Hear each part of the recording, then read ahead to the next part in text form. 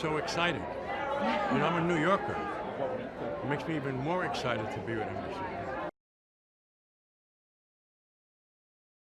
I'm so happy to be here because NBC kind of feels like a home for me with Aquarius and Awake and Law & Order, so it's good to be here today again. It's about a very diverse group of people living under one roof, you know, helping each other. And I always come back when people ask me with the word community, you know what I mean? And lifting each other up and being a part of each other's lives. I feel like we're starting to lose that a little bit. And so I think it's just, there's a lot of hope in the show, and you see these people who are actually helping each other instead of being so individualistic. It's a nice change. I think it's really beautiful. I think the show just has so much heart and humor, and at the end of the day, just a really hopeful message that life can be really hard, but when you find the right people to share it with, it's a whole lot easier.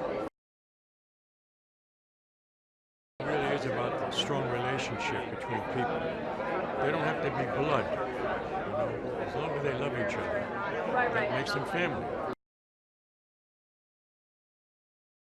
I think we were all drawn in by this beautiful script that Mike wrote, and so we felt like while we were working, we were part of something special. We've always had NBC support, which was really nice, but then to actually have it come to fruition, to get to be here with the castmates, to celebrate this thing that we're starting, this journey we're starting. I mean, it's special, and I hate to throw that word around, but it's felt like that from day one, from the script to the shooting, to everything about it. So I think we're just feeling really fortunate.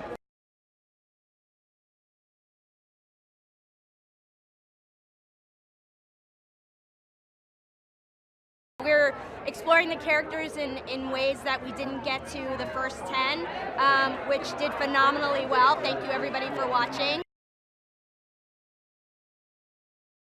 I love working on this show, and the fact that it's mirroring not just my life, but also Marlon's is kind of this strange art imitating life, imitating art thing.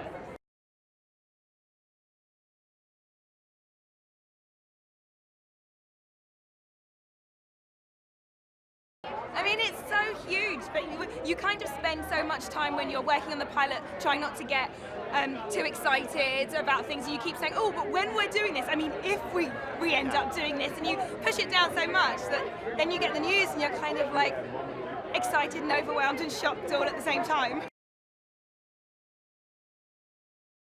New Amsterdam is a show, it's a medical drama. We play doctors, believe it or not, I play a doctor. I can believe it with her. Ryan Eggold is our new director of medicine, and he comes in to shake things up and really kind of change the idea that billable hours should be our top priority, but it should be more about care and care-oriented sort of treatment of the hospital. And we're all shocked at that prospect, but very excited. And it's about sort of the fallout of that.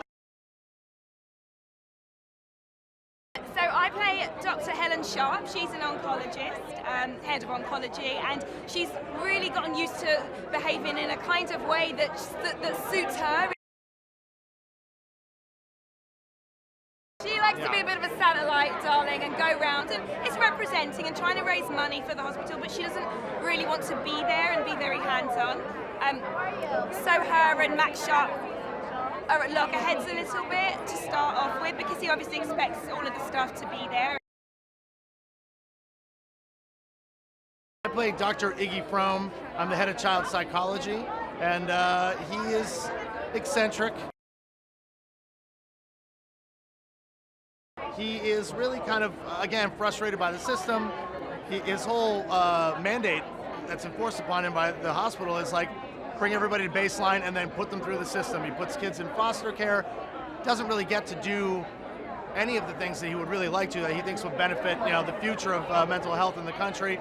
And Max, again, comes in and says, well, what would happen if you did do that? All the things that you have wanted to do.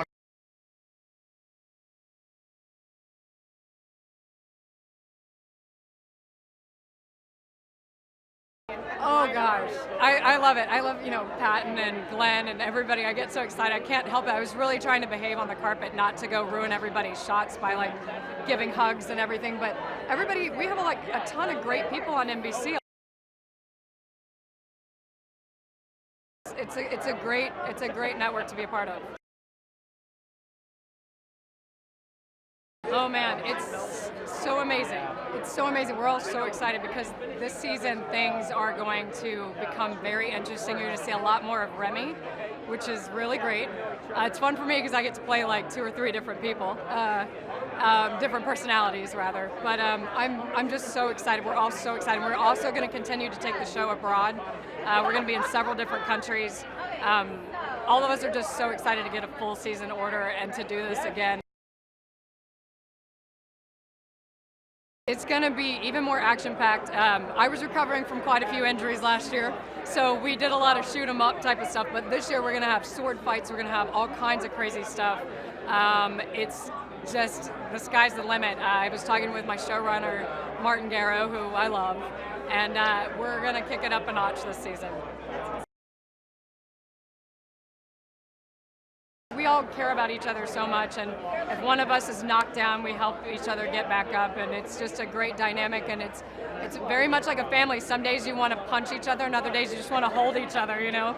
And it's such a cool dynamic, because I grew up in a house full of 4 boys, so it's just right up my alley to have like a big family on set, and we're really lucky.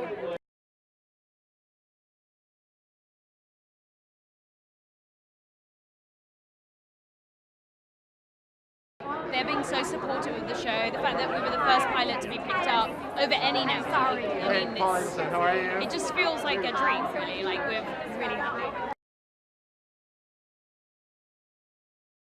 Here we are in New York, and this is actually my first time at Upfronts. Been in the business a long time, so I'm just happy to be invited. This is incredible. It's been an incredible journey, and as Jenna said, it's the first pilot to be picked up this season, so it really makes us feel like, you know, we did a good job. I play Dr. Lauren Bloom. She runs the emergency department. She's sort of classic emergency department doctor. She's quite ADD. She feeds off the energy of like drama, and yeah, she's got a good heart, but I think she's got like a lot of energy.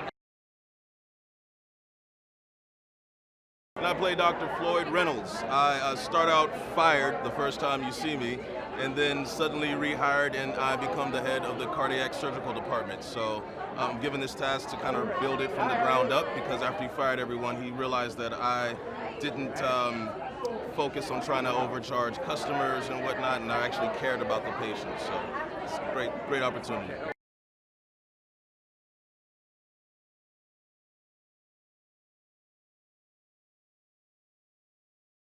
We are renewed for the 20th season. We're tied with Gunsmoke and the original Law & Order, as Dick Wolf, I'm sure, will remind you today. We are so excited. I'm coming back from my 8th season. I couldn't be more thrilled. It's such a great family, and every single person involved in the show could not be happier.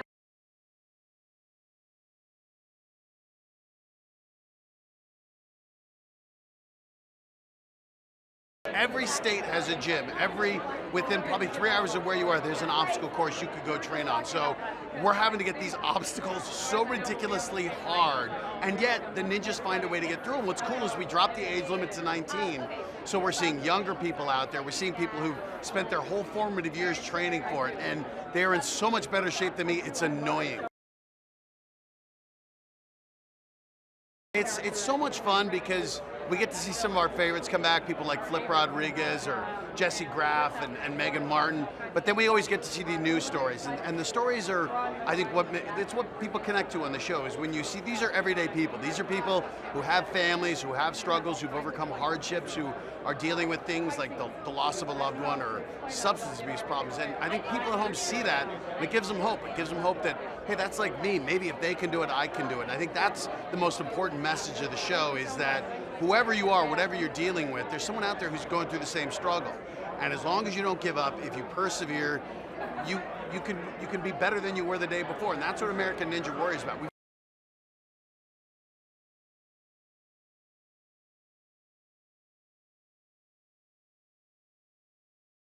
Awesome.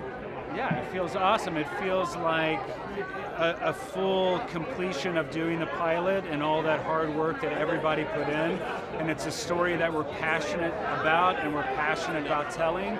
So it feels like we won the lotto. Manifest is about a plane that takes off on Montego Flight 828, and when it lands, all the passengers on board find out that it's 5 years later.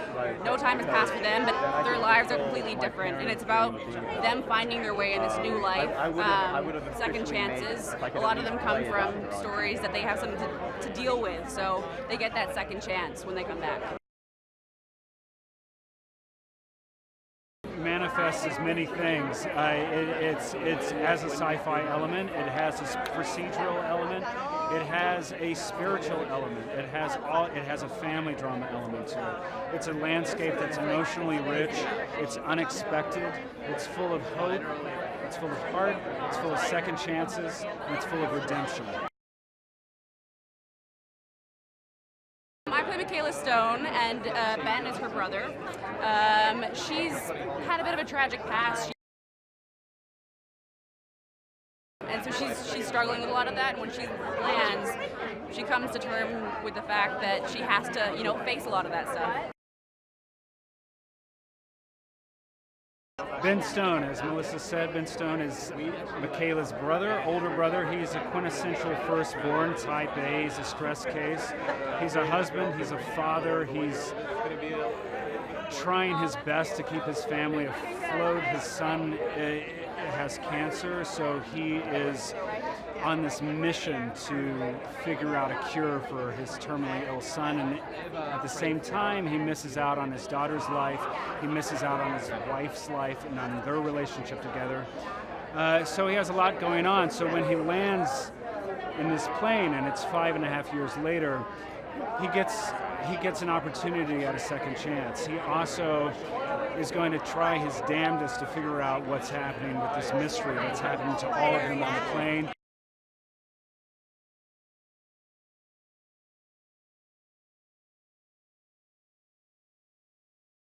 No, it's really exciting. I get to do more stuff with this guy, which is great. The whole cast, just thinking about what we're going to get to do season 2 in terms of that whole cast of kids, what in God's name they're going to do with your character, I cannot wait. I'm telling you right now, season 1 was a total warm-up. It's going to get, I'm telling you right now, that was a warm-up. Oh, he's gonna continue to be rough. That's not gonna change. No, there's gonna be no redemptive arc for Jack.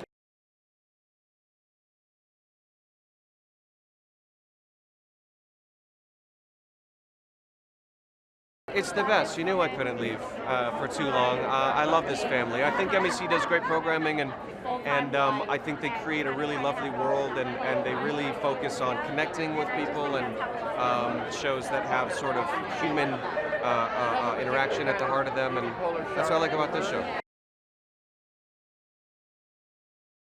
I think it's fun to be working on a show that says, yes, the system is a little broken, but we can still try. He is driven, and he is sort of trying to put everything and everyone ahead of himself in an attempt to just get it done, and in an attempt to actually help people, which I think is great. I think audiences can expect to really connect to these people, to see people that they relate to, that they know in their own lives, versions of.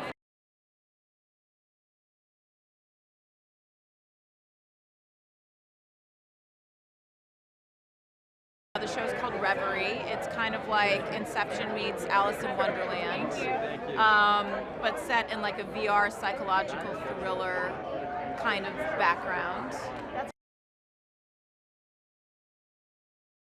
I play somebody who basically, there's a company that I get recruited to work for where people go in and they kind of create these ulterior realities for themselves, and these destinations are becoming so addictive that they're going into a coma on this world and they're like dying. So I play somebody who goes into their like deep subconscious minds and has to figure out a way to get them out before it's too late.